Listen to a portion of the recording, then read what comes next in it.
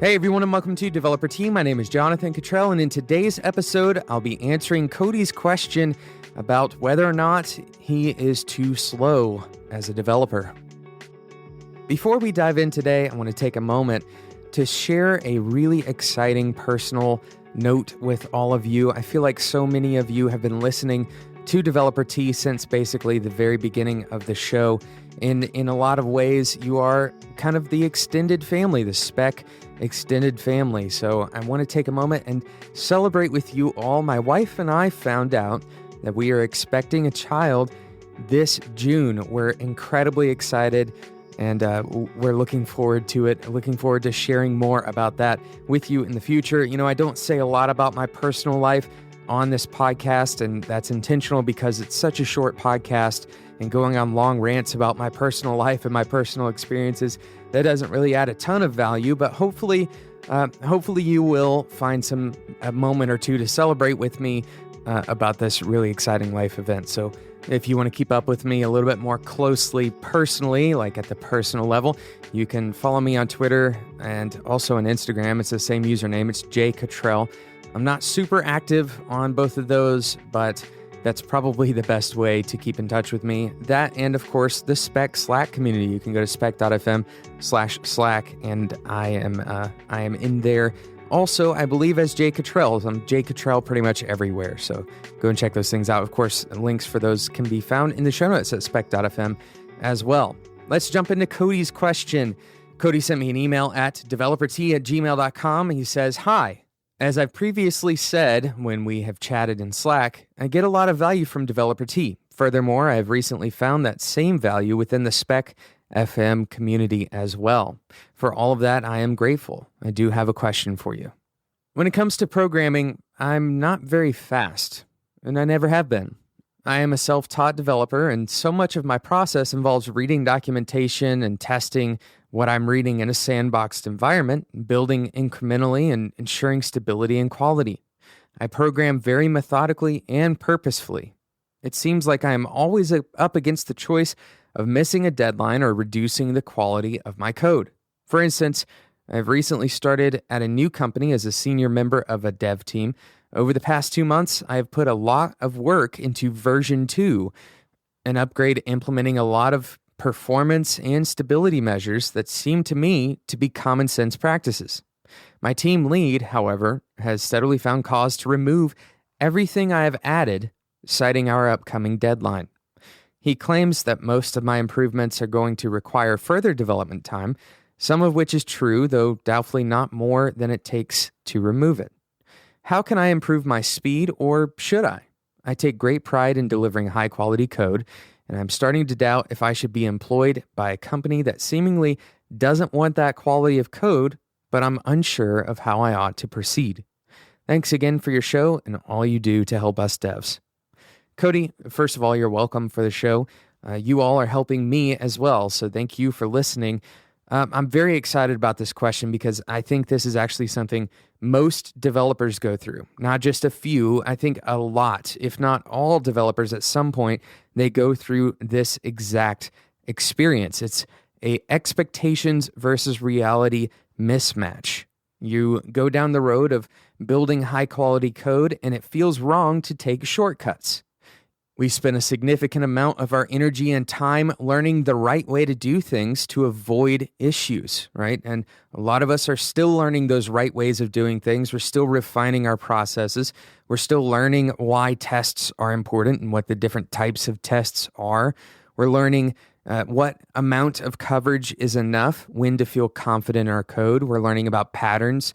We're learning about anti-patterns. We're learning about ways of refactoring our code and ways of isolating our code so that it's a little bit more maintainable, so that our dependencies aren't colliding. There's so many things that we are learning every single day as developers, and it's very difficult to ignore some of that learning, to take a subsection of what we have learned and go against that, right? We have some ingrained beliefs as developers, and a lot of those ingrained beliefs are built from a very good place. In other words, there are people who have come before us who have learned from their poor experiences.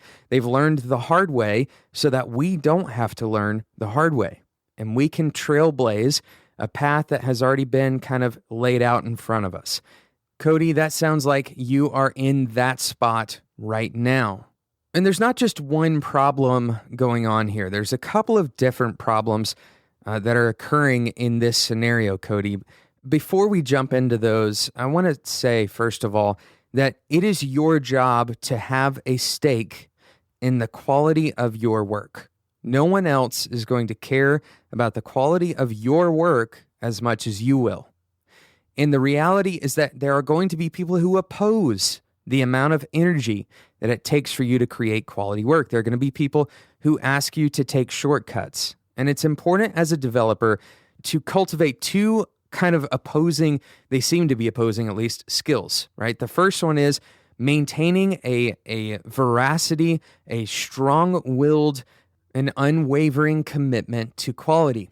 This is your job, to have that strong-willed, unwavering commitment to quality. A lot of developers actually get to that spot. And Cody, you seem to be in that spot where you are dedicated to high-quality code, and it's difficult to imagine going against your better judgment.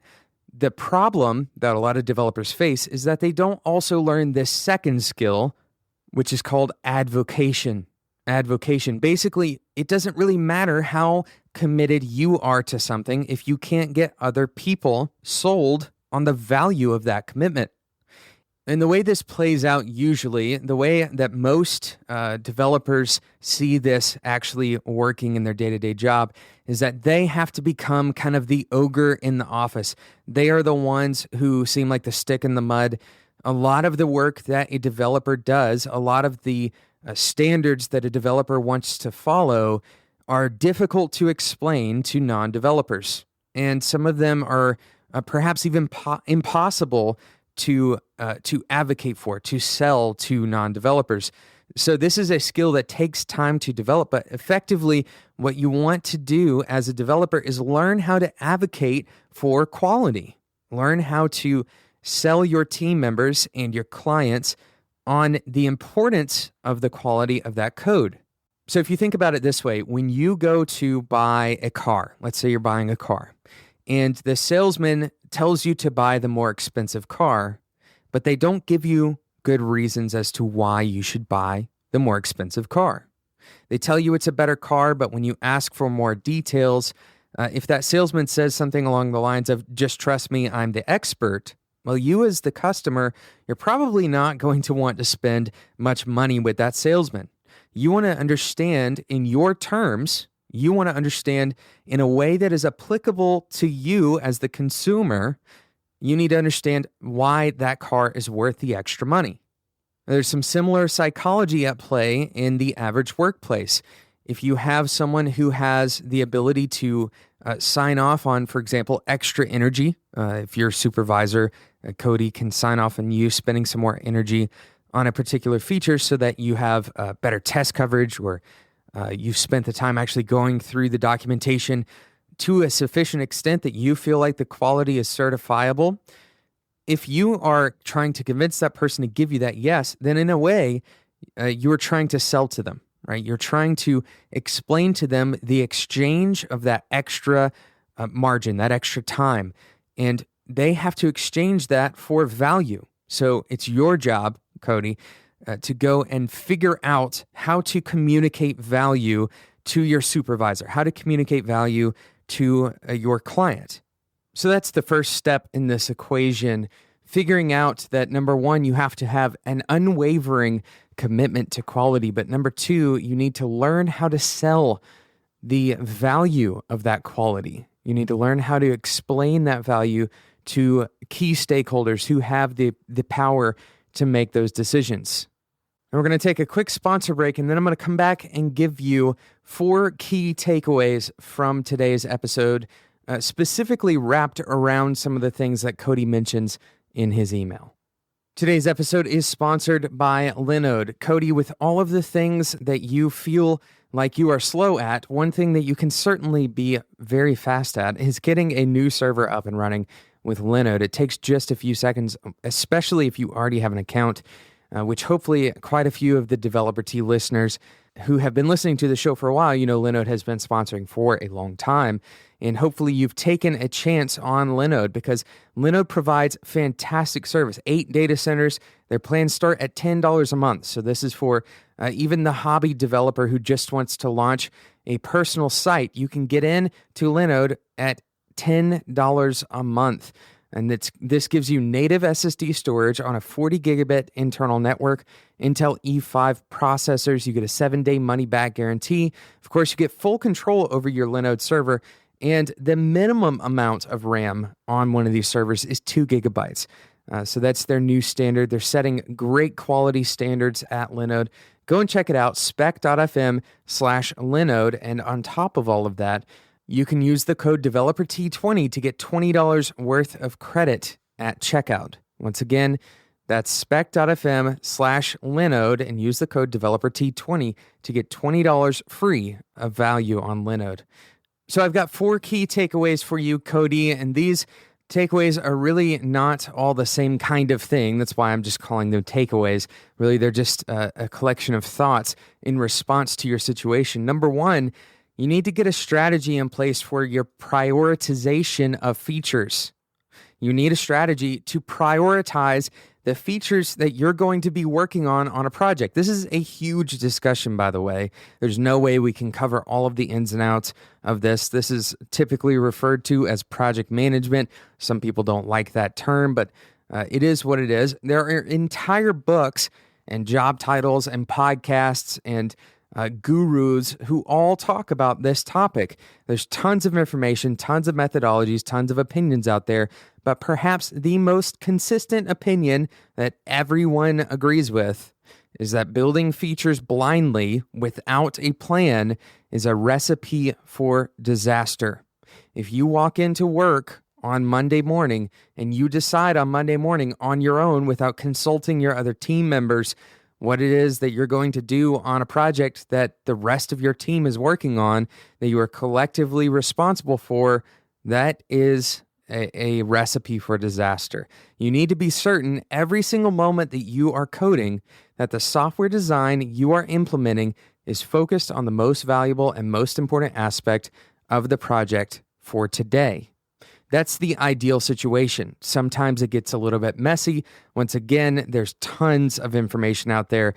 Some of the information is going to tell you that chaos can be good periodically, for example, and the idea of promoting chaos for a short period of time, that's what a brainstorm really is, right? So there's a lot of different ways of going about practicing this, but the important thing is that you do it with intentionality. In other words, you make a plan and you follow that plan. If you do not have a way of determining feature priority, you will always be shooting in the dark.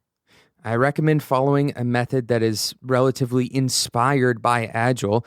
I don't like to attach my endorsement to one single methodology 100% because there's value to be found in multiple methodologies. But I think that there's some good methods that apply pretty broadly in the Agile world. The most important aspects are prioritizing most important features, determining the dependency of those features. So in other words, if we have one feature that is extremely important and it depends on a slightly less important feature on its own, well, that slightly less important feature now inherits the importance of its dependent features, right? So that's the concept there. And then limiting your work in progress. This eliminates much of the anxiety and the angst about what should be done now versus later, and it will help build the most valuable version of a product in the amount of time that you have to build it. So that's number 1. Get a strategy in place for the prioritization of features. Really, this is energy management, project management, whatever you want to call it. Number 2, sit down and talk with your supervisor about code quality standards. Do this as soon as possible. Sit down and talk with your supervisor about the standards that your company has in place, or hopefully will have in place, that you should be following. Every company has a minimum standard of quality. Even if they don't have a minimum standard of quality that they have determined, they have built a minimum standard of quality by actually building products, right? By building output. Make some time to discuss this kind of stuff with your supervisor. In this meeting, you want to keep the discussion pointed towards the future. Don't try to talk about previous projects. Instead, point this towards the future, because really all that matters is what you're going to change as you move forward. You can learn as you move forward as well. So don't try to learn from the past when you're having this discussion for the first time. Explain that you want to be an advocate for the quality of the code, and you're willing to help determine a strategy to ensure that the code you write is meaningfully contributing to the overall goals of the product and is doing so in a time-efficient manner. It's very important that you understand this.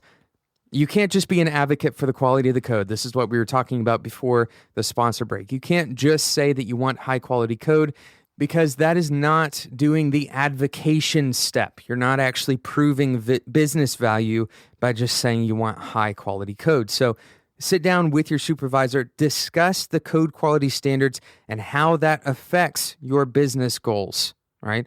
This gives you the opportunity to help define the standards for the company if they haven't been defined, if they haven't been explicitly stated, that otherwise they may go undetermined, right? When a standard is set for minimum quality of code, for example, if you set a minimum test coverage standard, then there's a little question as to whether the code is up to par or not. Now make sure that you can look at a code base and with some level of tooling or some level of inspection, you can verify that that code base meets a minimum quality standard. Now here we're not talking about qualitative quality, right? We aren't talking about subjective quality. We're talking about having some level of measurement that you can absolutely determine, does this code match up to the quality or not?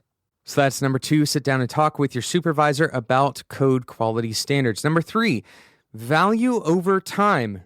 Learn about value over time. Today, code quality is more costly than the shortcut.